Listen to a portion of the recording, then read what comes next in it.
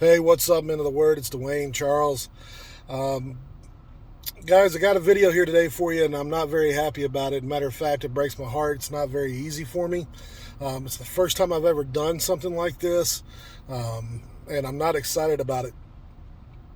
Pastor Greg Locke um, is a man that I have um, used his material several times on Men of the Word. And a matter of fact, the my first and only event that I've ever done, he was my keynote speaker, and I was very honored to have him. Still very honored that he came that day. Um, he's a man that I do not question his integrity for the most part. Starting to now. I used to, I wouldn't at all. And so this really bothers me. It really, really does. I'm not close friends with Pastor Greg.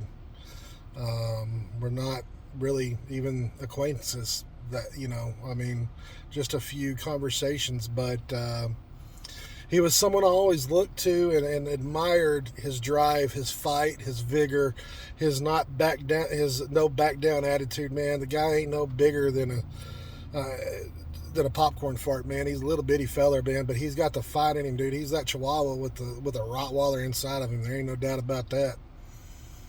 And for a little fella, he packs one big freaking punch, dude. But man, I don't know what's changed about him. My wife and I, we've had several conversations, and we ask ourselves several times as we try to watch him, has he changed or have we changed? And we have changed, my wife and I. We've grown in Christ. We've become stronger. But what we've noticed about Greg Locke is he's constantly got to have the shock and awe. And in his sermons, I hear more eyes and more eyes and more eyes, and less he and less he and less he. It seems like sometimes. Um, Maybe it's not less he's. Maybe it's just more highs, and that seems like less he's. Either way, it's about the same thing, isn't it? Pastor Locke, I love you to death, man. I respect you as a brother. Um, the way you came down and spoke at my little tiny 100-man and woman conference, and ate the beans that I messed up and burnt. Sorry about that. Uh, Man, I always respect you. I never will forget when I talked to him, he wouldn't take money to come speak at my event. He said, man, if they want to take a love offering, that's great. He said, and he wouldn't speak at my church on Sunday. He said, no, I speak at my church on Sundays. He loves his church. I know the essence of who this man is from my conversations with him. So much respect. But his popularity and fame, I think, has gotten to him a little bit. And now he has demons that tell him who other demons are. And he's flating around with some long-haired, blonde-haired guy that I did my research on last night. I can't even get his name out last night. Who talks about numbers of the angels and 222s and this and that. And man, he's just not keeping good company. And his sermons have become hogwash and man, they and I just right now, until Greg repents and gets back where he needs to be on the pulpit, Men of the Word has to separate itself from his teaching. So yes, I have had Greg Locke speak in the past, and there were people who disagreed with it, and that's fine.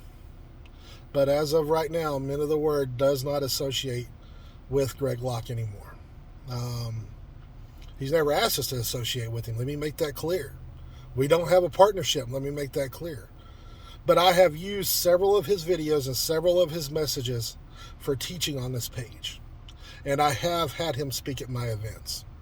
So therefore, as someone who has put themselves in a ministry, in a ministerial role, I am responsible for the messages that go out on this page and go out on events that I hold.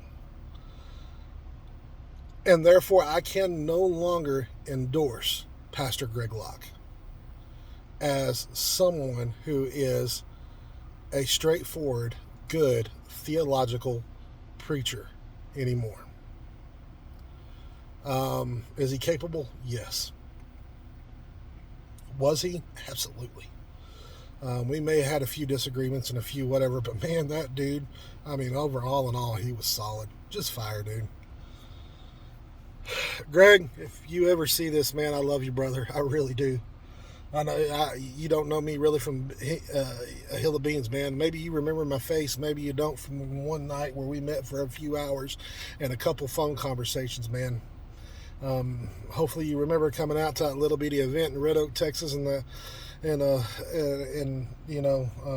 the height of your popularity, right after a presidential election, went to a turd in a handbasket, man. And dude, I appreciate all your passion and fire, dude.